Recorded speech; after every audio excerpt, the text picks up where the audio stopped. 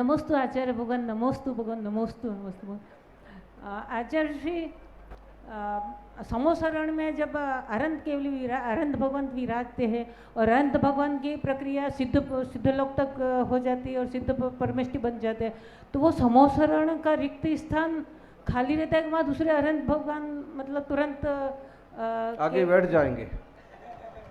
तुरंत भाई समोषण तो जिनका है उनका ही है, उनके जाते ही समोषण भी धीरे धीरे विघटित हो जाता है, कोई दूसरा आके नहीं बैठ जाता है। अब आप जैसे समझ लो सास हैं और सास कहीं चली जाएं तो उनकी जगह कोई और आके बैठ जाएगा। तो जैसे लोक व्यवहार में एक व्यवस्था होती है, ऐसे ही जो वहाँ पर अरहंत भगवान है, तीर्थंकर भगवान है, वो समोषण में विराजेंगे, मूलासन पर बैठेंगे, दिव्य ध्वनि खिरेगी और जब वो मोक्ष चले जाएंगे तो समोषण का भी विघटन हो जाएगा। ओम नमोस्तु गुरुवर, नमोस्तु गुरुवर, नमोस्तु गुरुवर। हे गुरुवर, 1008 श्री आदिनाथ भगवान की आयु 84 लाख पूर्व थी, तो पूर्व का क्या मतलब होता है? पूर्व का मतलब होता है एक माप। शंख का क्या मतलब होता है? अरब का क्या मतलब होता है? खरब का क्या मतलब होता है? करोड़ का पूछे तो क्या मतलब होता है? ये सब एक माप है। इकाई, दहाई, सैकड़ा, हजार, लाख, 10 लाख, करोड़, 10 करोड़, अरब, 10 अरब, खरब, 10 खरब, पद्म, 10 पद्म, नील, 10 नील, शंख, 10 शंख या महाशंख। और फिर जिनवाणी की कर्णानियों की गिनती गिनो तो उसमें तो और ही बहुत आता है। वहाँ तो लाख, लाख के बाद करोड़, करोड़ के बाद पूर्वांग, पूर्वांग के बाद पूर्व, फिर उसके बाद हा हा हु ही ऐसे चलते जाते। तो ये गणना है और 84 लाख वर्ष का एक पूर्वांग होता है और 84 लाख में 84 लाख पूर्वांगों का गुणा किया जाए तो एक पूर्व होता है।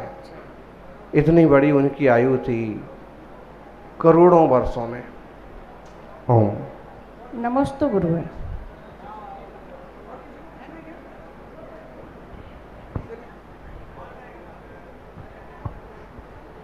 नमोस्तु आचार्य जी, नमोस्तु।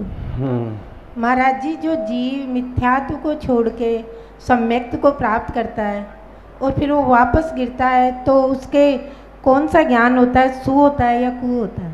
सु भी होता है, कु भी होता है। कोई जीव अगर मिथ्यात्व में आ रहा है तो खुद ध्यान से होगा, शुद्ध ध्यान रहेगा तो सम्य दृष्टि बना रहेगा। खोटा विचार होता है, खोटे देवशास्त्र गुरु के प्रति समर्पण होता है, इसलिए वो आत्म तत्व की श्रद्धा छूट जाती है, इसलिए वो मिथ्यात्व में चला जाता है। इसलिए कु नहीं, हमेशा सु ध्यान की तरह कोशिश करना चाहिए। ओम नमोस्तु आचार्य श्री। आज की भोग भूमियों से सुलझकर वैराग्य की भावना को कैसे बढ़ाएं? बहुत मुश्किल है, लेकिन शास्त्राभ्यास किया जाए, तत्व ज्ञान किया जाए, देह और जीव की भिन्नता को समझा जाए, संसार की असारता को समझा जाए और वेग कीमती मनुष्य पर्याय की एक एक सांस की वैल्यू को समझा जाए तो निश्चित रूप से वैराग्य भाव जीवन में आएगा। शरीर के स्तर से हटके आत्मा के स्तर पर जाएंगे तो संसार शरीर भोगों से विरक्तता का भाव आएगा। ओम आचार्य श्री, नमोस्तु नमोस्तु नमोस्तु। मेरा निवेदन है और मेरा प्रश्न भी है, अपने 24 तीर्थंकर जो वर्तमान 24 के हैं, बचपन के यही नाम थे क्या बाल्यावस्था में या अलग थे? तीर्थंकरों के नाम प्रायः करके सौधर्मेंद्र रखता है उनके माता पिता की अनुमति से, और वही समझ लीजिए बचपन के नाम है। फिर किसी और विशेषता से उनके दूसरे दूसरे नाम भी चल पड़ते हैं। जैसे प्रथम तीर्थंकर आदिनाथ कहलाते हैं, आदि में होने से। वो वृषभ का चिन्ह है, वृषभनाथ भी कहलाते हैं। अथवा वृषभ का मतलब धर्म होता है, तो वृषभनाथ भी कहलाते हैं, ऋषभ देव भी कहलाते हैं। पुष्पदंत भगवान के 2 नाम मिलते हैं, सुविधिनाथ, पुष्पदंत। फिर नेमिनाथ भगवान का भी एक और नाम मिलता है, अरिष्ट नेमि, नेमिनाथ। महावीर स्वामी के 5 नाम प्रसिद्ध हैं। ओम। सकल जैन समाज सलूमर से आपके श्री चरणों में नमोस्तु नमोस्तु नमोस्तु। गुरुदेव, मेरी जिज्ञासा है, हम जब श्री जी के सामने बैठकर माला जपते हैं तब हमें अपनी आंखें खुली रखनी चाहिए अथवा बंद रखनी चाहिए? श्री जी के सामने जब बैठते हैं तो आंखें खुली रखना चाहिए, ताकि माला में जितना मन लगे सो लगे, ना लगे सो कम से कम श्री जी की मुख मुद्रा पर तो चित्त लगा ही रहे।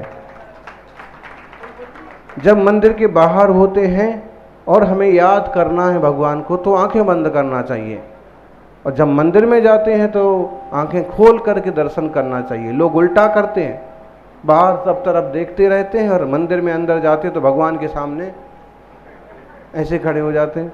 अरे तो यही तो बड़ा दिखाने के लिए थोड़ी आए। आप आंखें खोल के देखो उनको अच्छे से, कैसी शांत मुद्रा है, कैसी वीतरागता है, कैसी आंखें हैं, कैसे शांत रहा जाता है। तो जितनी देर हो जाप भी करना है तो मुख पर दृष्टि रहे और आप जाप करो तो ज़्यादा लाभ होगा। तंद्रा भी नहीं आएगी, मन भटकेगा तो बहुत बार आपका चेहरे पर ही चित्त जाएगा। तो मंदिर जी में भगवान श्री को ही ज़्यादा देखने का प्रयास करना चाहिए। धर्म सभा में मुनिराज के मुख मुद्रा को देखने का प्रयास करना चाहिए। इधर उधर भटकना, इधर उधर फोन करना, ऐसे नहीं करना चाहिए।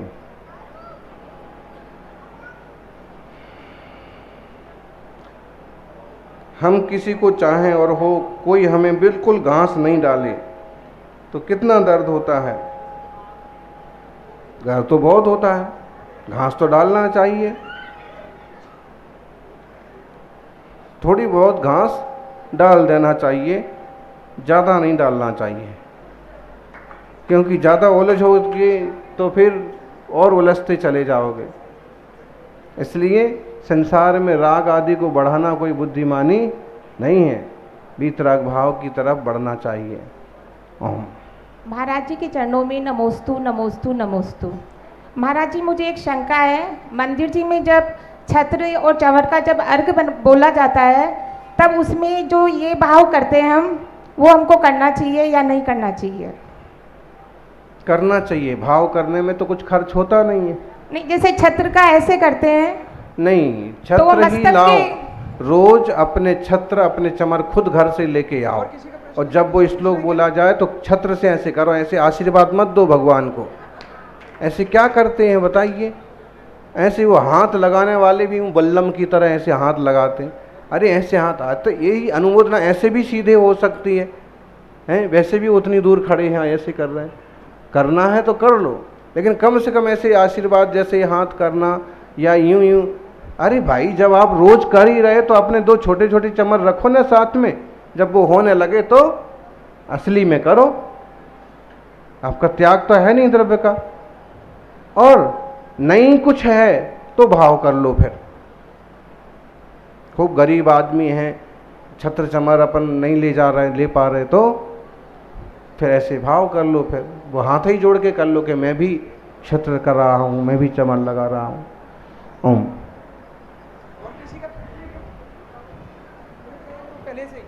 नमोस्तु महाराज जी, नमोस्तु महाराज जी, नमोस्तु महाराज जी। महाराज जी, मेरा प्रश्न है कि जब हम मंदिर जाते हैं तो कई बार हमारे भाव बहुत अच्छे होते हैं और बहुत शुभ होते हैं कि हम भगवान को देखते रहें, लेकिन कई बार ऐसे भाव हो जाते हैं कि भगवान के प्रति भी हमारा मन नहीं लगता है। तो उससे हमें कौन से पाप का बंध है जिसके कारण ऐसा भाव होता है? अब पाप ही पाप हिंद संसार में, तो कुछ भी करोगे ऐसे ही है। वहाँ जाओगे थोड़ी बहुत तो कुछ तो फायदा होगा, कम से कम मंदिर जा रहे हैं ये ऐसा फील होगा, सीढ़ी चढ़ रहे हैं, घंटी बजा रहे हैं, तो कुछ ना कुछ कहीं ना कहीं किसी पॉइंट पर अगर चित्त लग गया तो उतना पुण्य हो ही जाएगा। बाकी संसार में तो सब झमेला ही लगा हुआ है। ओम। नमस्ते महाराज जी। महाराज जी ऐसे बोलते हैं कि जैसा कर्म करते हैं तो उसको यही भुगतना पड़ता है, तो या अपन को यही भुगतना पड़ता है कि नरक अलग से भी होता है? अलग से भी नरक होता है। आपकी इच्छा जो हो, यहीं भुगतने की इच्छा हो तो यहीं, नहीं तो नरक। तो जैसे कहते हैं कि कुछ बुरा काम कर लिया तो उसी समय अपन को ठोकर लग जाती है, कहना तुमने जैसा किया वैसा। देखो एक बात समझ लो, तत्वासुच को आप लोग स्वाध्याय करने की एक परंपरा डालो सबसे पहले, क्योंकि प्रश्न तो बहुत करते हैं और उसका आगा पीछा कुछ पता नहीं रहता है। तत्वासुच के 6वें अध्याय का स्वाध्याय करेंगे तो मालूम पड़ेगा कि अपने भाव में एक तीव्रता भी होती है, मंदता भी होती है। अगर मंद भाव से अगर कोई कर्म किया तो 1-2 दिन में, घंटे, आधे घंटे, 10-5 मिनट में भी उदय आया। जैसे आप खूब जोर जोर से हंस रहे थे, अब हंसना कोई पाप नहीं है, जैसे खेल मजाक कर रहे थे, हंस रहे थे, और आप बाहर गए, गाड़ी में घुसते घुसते मालूम पड़ा कि गाड़ी के गेट से ही आपकी उंगलियां पिचल गईं, गाड़ी का धक्का आप लोग को लग गया, आपको चोट लग गई, आपकी हंसी अचानक से गायब हो गई, और फिर आपको विचार आता है कि इतना मौज किया और ये अभी मेरे को सजा मिल गई। तो ऐसे होता है। तो मंद भाव से होता है वो जल्दी उदय में आ जाता है, और खूब खोटे भाव से होता है वो लंबे भाव। नमस्ते महाराज जी। 6वें अध्याय की स्वाध्याय से विशेष ज्ञान होगा।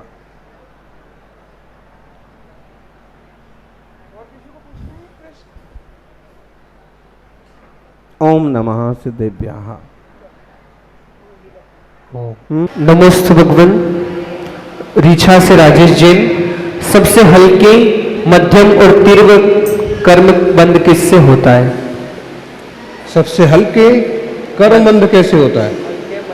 अरे हल्के मध्यम वाले, ये कोई दुकान है कि छोटा पैकेट बड़ा पैकेट? वो तो जैसे भाव होते रहते वैसा आश्रवबंध चलता है। तीव्र परिणाम होते हैं तो तीव्र बंद होता है, मंद परिणाम होते हैं तो हल्का बंद होता है। ओम। हाँ, नमोस्तु महाराज। नमोस्तु नमोस्तु महाराज जी। मेरे मन में ये बहुत दिनों से शंका है कि जब सुबह 9 बार नमोकार मंत्र बोल के हथेली लगा के अपन हथेलियाँ देखते हैं तो कसाग्रे बोलते हैं या करारे बोलते हैं? जैसे कसाग्रे वसते लक्ष्मी, कर मध्य सरस्वती, कर मूले तु गोविंद, कर प्रभाते कर दर्शनम। तो इसमें आप करारे बोलते हैं या कसाग्रे बोलते हैं? कराग्रे। कराग्रे। आपका नाम क्या है? मेरा नाम मंजू गोदा। ठीक है। कराग्रे का मतलब कर के अग्रभाग में। लेकिन इस फिर इस श्लोक में आपने पंच परमेष्टि का ध्यान किया तो याद करना चाहिए, कराग्रे बसते हैं तीर्था। कर के अग्रभाग में तीर्थंकरों का वास होता है। कर मध्य तु सिद्धयः, कर के बीच में सिद्ध भगवान है। करांते साधु वर्गा, कर के अंत में साधु वर्ग है। प्रभाते कर दर्शनम, इस तरह से करना चाहिए। ओम। तो 24 पोरों में 24 तीर्थंकर के दर्शन करो, बीच की लकीर में सिद्ध शिला पर सिद्धों के दर्शन करो, और फिर जो जगह नीचे बची है आचार्य उपाध्याय साधुओं के दर्शन उसमें करना चाहिए, और सम्मेद शिखर आदि तीर्थों की वंदना करके आगे की प्रवृत्ति करना चाहिए। ओम। नमोस्तु आचार्य श्री। पार्सला से महेश पचोरी।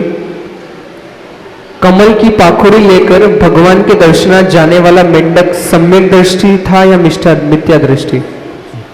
उस वक्त तो संभव है कि मिथ्या दृष्टि होगा, क्योंकि सेठ जी जब सामायिक कर रहे थे पानी पानी पानी करके मरे, तो संभवतः उस समय मिथ्यात्व हो गया, और फिर मरण हुआ। मरण करके तिरेंच मायाचारी कुछ रही होगी, तिरेंच पर्याय में प्यास की तृषा से मेढक हो गए। फिर उसके बाद अभी सम्यक दर्शन का कोई विशिष्ट साधन नहीं बना। फिर भी जब दुंदुभी बाजे बजे, शोर सुनाई पड़ा, समोषण में सब लोग जा रहे हैं, तो उसकी भी इच्छा हुई और चल पड़ा। तो यही संभावना ज़्यादा है कि जब तक वह महावीर भगवान के समोषण में नहीं पहुंचा तब तक मिथ्या दृष्टि है, और फिर सम्यक दर्शन प्राप्त किया हो। नमोस्तु आचार्य श्री। प्रदीप जैन। मेरी जिज्ञासा, पुण्य और पाप और पुरुषार्थ की शक्ति को इससे उत्कृष्ट उदाहरण बहुत मुश्किल है। मरीचि जो भगवान श्री आदिनाथ जी का पोता यानी ग्रैंड सन, साक्षात तीर्थंकर जी के परिवार के, और बचपन में जरूर भगवान श्री जी की गोद में अवश्य खेले होंगे। उनके पिताजी साक्षात चक्रवर्ती, उनकी दोनों बुआएं ब्राह्मी और सुंदरी, साक्षात उनको ज्ञान प्रदान किया तीर्थंकर प्रभु जी ने। और जन्मजात वैरागिनी, कितना अधिक पुण्य लेकर के मरीचि का जीव भगवान श्री आदिनाथ जी के कुल में पैदा हुआ होगा। और पाप का और कुपुरुषार्थ का ऐसा कर्मफल या नियति देखे कि मरीचि का जीव स्वयं भगवान श्री आदिनाथ जी का विरोधी हो गया और उसने 363 विरोधी मत स्थापित कर डाले। तो उपरोक्त पाप कर्म का फल यह हुआ कि जो इस भव में तद्भव मोक्षगामी हो सकता था, परंतु एक कोड़ा कोड़ी सागर वर्ष तक भटकता रहा और अंत में जाकर पुण्य इतना एकत्रित हो गया कि वह भगवान महावीर स्वामी बन गया। तो एक कैसा कर्म का खेल इसी है? को होनहार कहते हैं, इसी को काल लब्धि कहते हैं, और इसी को कहते हैं क्रम नियमित पर्याय। अगर आदिनाथ स्वामी के सामने ही उनकी होनहार होती मोक्ष जाने की, तो वो उसी भाव में चले जाते, लेकिन होनहार तो कुछ और थी। पुरुरवा की पर्याय से विकास हुआ, देव बन गए, चक्रवर्ती के पुत्र बन गए, ऋषभ देव के पौत्र बन गए, सारे सुख सुविधा पुण्य के साधन उपलब्ध हैं, फिर भी परिणाम ऐसे हुए कि बाद में क्या तीर्थंकर बनेंगे, हम अभी बन के दिखाते हैं। और इस अभिमान में जो उनका योग संयोग था वो वैसा हुआ और अंततः 24वें तीर्थंकर हुए। वास्तव में इन पर्यायों को देख के लगता है कि बड़े उपद्रवी से उपद्रवी व्यक्ति भी भव के पार जा सकता है। और ये निश्चित है कि होनहार ठीक नहीं है तो कुछ ना कुछ ऐसे काम ये जीव करेगा कि संसार बढ़े। और पुण्य और पाप से ही उनका सब कुछ नहीं हुआ। पुण्य तो उन्होंने जब ऋषियों का रूप धारण किया तो भी प्राप्त किया, लेकिन जब पुण्य और पाप दोनों प्रकार के कर्मों का क्षय होता है तब जाकर के जीव मोक्ष जाता है। ओम।